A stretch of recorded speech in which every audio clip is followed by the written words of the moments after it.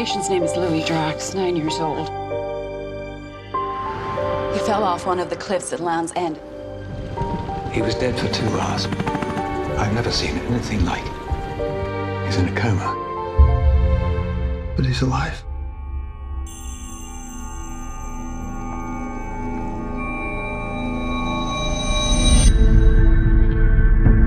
Mrs. Drax? I'm Dr. Pascal. We're not supposed to use the word miracle, but this might call for an exception. Didn't you see the news this morning? He was pushed. Pushed? Who pushed him? Any word on the father? Not yet. I'd like to hear what Mrs. Drax Told you. about Louis' fall.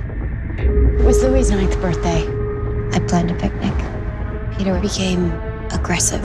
Children always know so much more than we think. I think that some people don't want to wake up until they feel safe. What if Louis is reaching out? I'd like to try something, but I need you to be careful.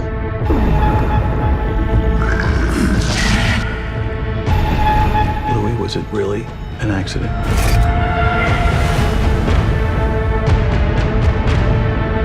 Maybe you figured it out. Sometimes I think you figured it all out.